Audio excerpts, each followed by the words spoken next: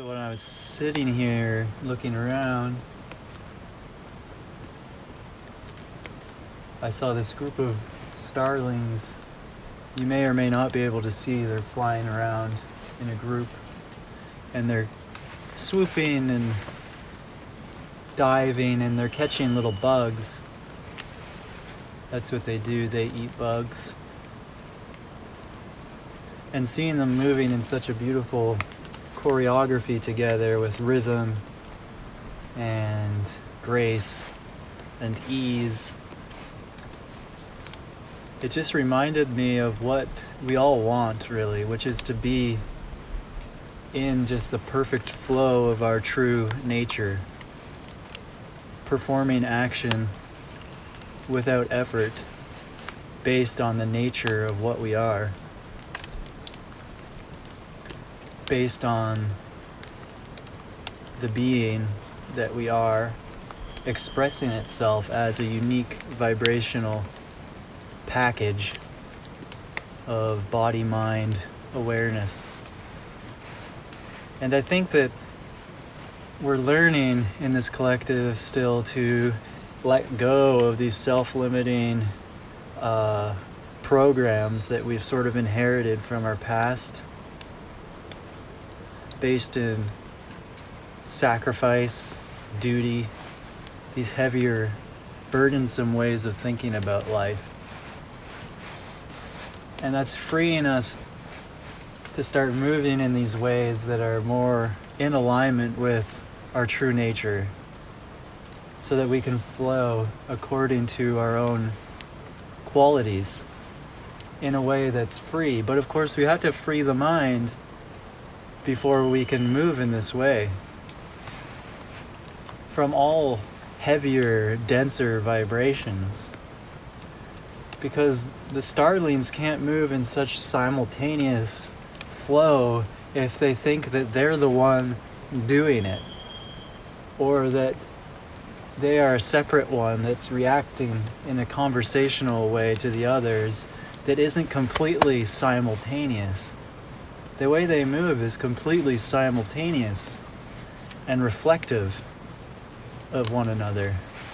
Just like the way the water moves, every ripple is simultaneously, perfectly connected to every other ripple in this entire lake. There can't be a ripple over there that's not perfectly correlated with a ripple on the entire other side. And it doesn't happen in a cause and effect linear time way. It just is perfectly, correlatively aligned through a field of underlying, a substratum of underlying non-expressed beingness that expresses itself as this particular appearance, which is of course just one density, one potentiality of perception, the lake, the starlings. It's one way of viewing reality through a human physiology. It's not reality with a capital R, of course. We can sense into reality with a capital R, sense into it pre-sensorily, pre-eyes, pre-ears, pre-nose, pre-mouth. It's just a knowingness, an isness. It knows itself, and that's what we are. That's the essence of ourself. So we can know that, but not in the way we've thought of knowing as I can see a tree and it is this tall. No, that's a step removed from reality. That is an interpretation of reality. And we know this. It's obvious in its simplicity. The starling has a whole different perceptual play. It's very focused on bugs and flight and moving in air. So is it more or less true than our perception of the world? It's just another point of view, right? But below the starling perception, the human perception through the senses, there's a shared isness of the starling and the human. And there, it's before interpretation, so you can't say a lot about it. But it's just a subtle, vibratory suchness that is.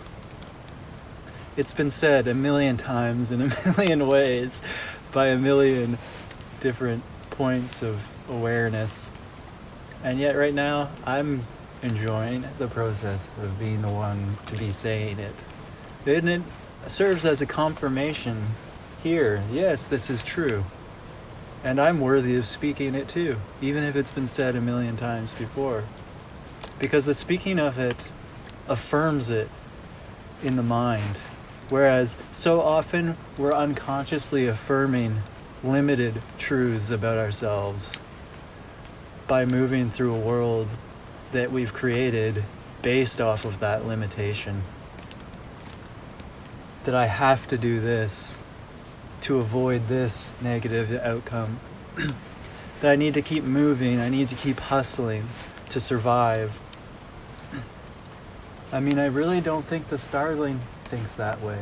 They're just flowing in their nature, and their nature is such that it takes care of itself. That's how it's designed. We're all intelligently formed in that way.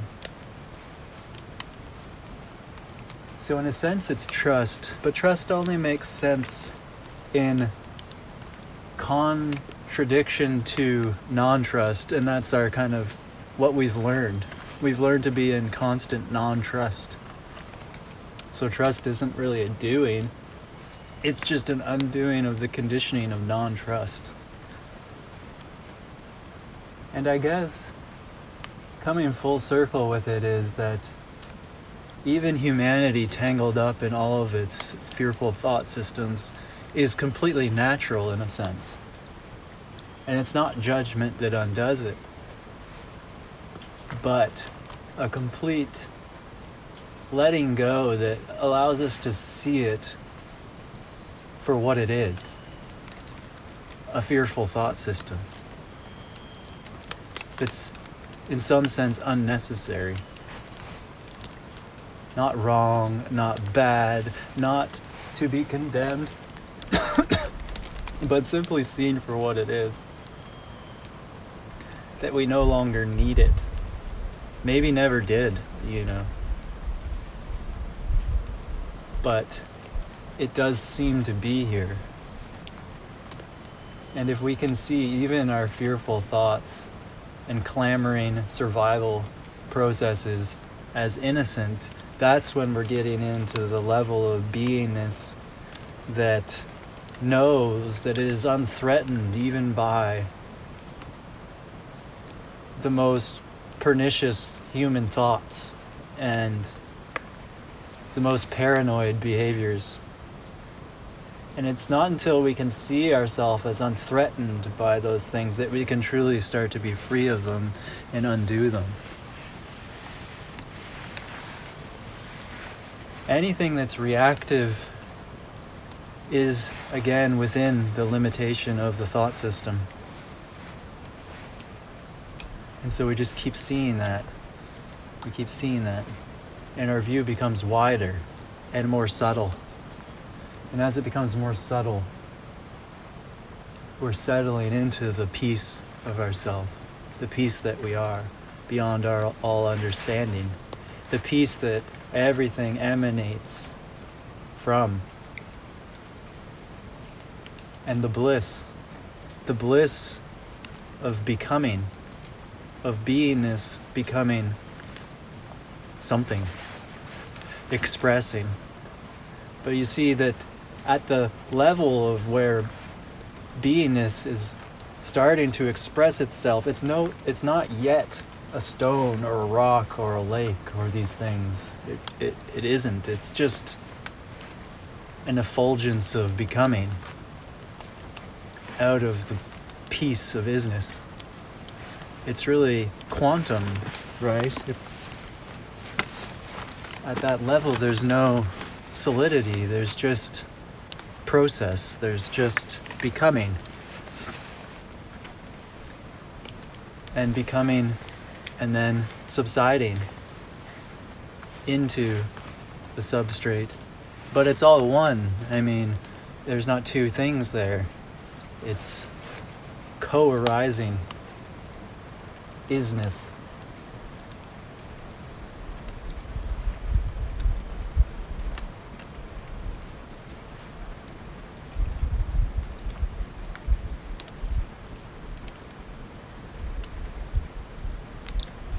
In a sense, everything is relational, and everything is conversational or communication. There's infinite communication. Before language, even the sweep of this landscape has a sort of meaning to it. A non-verbal knowingness that just, it tells a timeless story.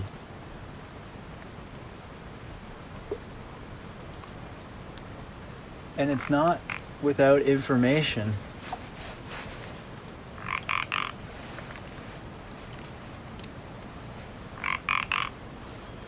Got a frog singing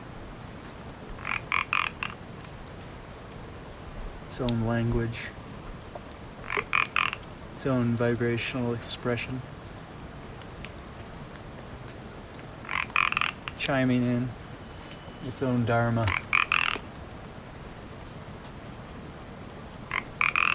Everything couched within everything else, co-arising, co-creating, co-being. Such a honor to see this, and really is our service to the whole. Just to know what we are in truth. This knowing is so simple, it can't be spoken. Just is. Tantalizingly close, always here.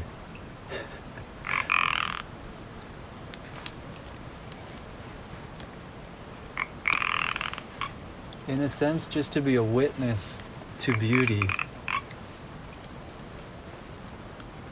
A divine observer.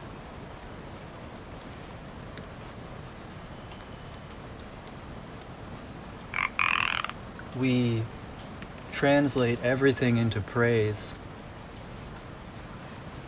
by seeing it truly. We converse within ourselves, within our own isness. A subtler and subtler understanding of what we are. But the first step is letting go of our clinging to the illusory world. We have to see we don't know, that we've been wrong about how we've been thinking. Whenever we're thinking in terms of limitation and separation. And that's what opens the gateway to intelligent infinity. And at first it's just tastes, little tastes, with just a waft of peace, a sense of expansion. That's it. Moments of clarity, moments where thought no longer seems like the primary reality creator. And that portal continues to open and deepen and open and deepen as we learn what we are loyal to. You can call it a choice. A choice to let go of illusion and rest in truth. Is that really a choice when truth is all there is? In truth, there's no choice. There's a seeming choice. And we make the apparent choice over and over again until we see that there's no choice. There's just this radiant truth that is. And yes, it expresses as everything that seems to be. And yes, our mind has been programmed into the illusion. And yes, that is what we're here to undo. That is what we're on the cutting edge of resolving. And illusion doesn't just disappear. It is just continuously utilized in the process of letting go of illusion. So we're in a virtual reality simulator, and the test is, can you stop interpreting what's going on here and just let the truth of it be revealed?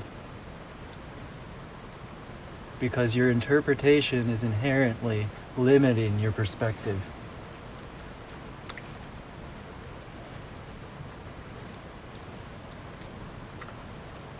And I think we continue to build new interpretations that open us to the isness of the moment. And then we're willing again to drop that interpretation for a more expanded one, and drop that for a more expanded one. And eventually we just transcend interpretation altogether, just into this isness.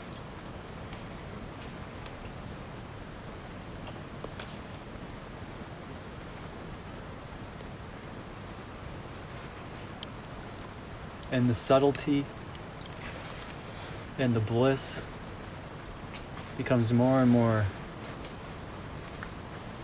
undeniable and attractive, and just keeps pulling us deeper into the realization, into the process. And as we go deeper into the process, the old thought patterns become increasingly painful, because we're seeing them for what they are. We're feeling the limitation of it, and our heart is starting to taste the freedom of what is. And this is grace as well. The pain makes it untenable, no longer a valid option. And by allowing everything to be as it is, we allow this natural refinement to carry us deeper into ourselves. This is nature. This is true nature. Nature is always evolving itself lovingly. It's always learning about itself, but not as an object unto itself, just as it is directly. So we're just learning to be natural, to be unprogrammed intelligence.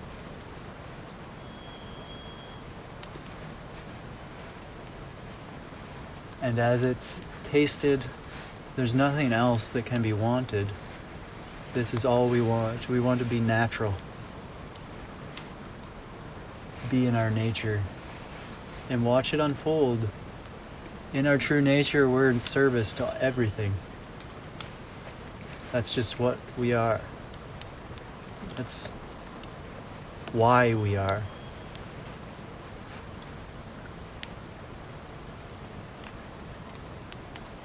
So we keep softening, we keep allowing, we keep opening, we keep noticing the no's and relaxing into the natural yes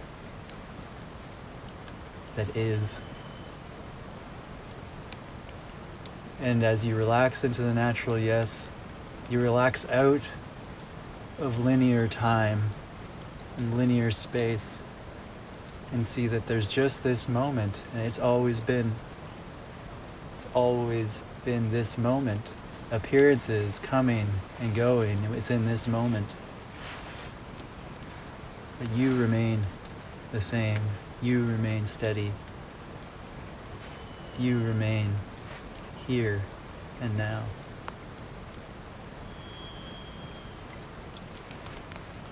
So thank you for joining me in this beautiful setting, and wishing you peace and love on your journey, and that we can continue deepening into this natural trust together. There are challenges as the mind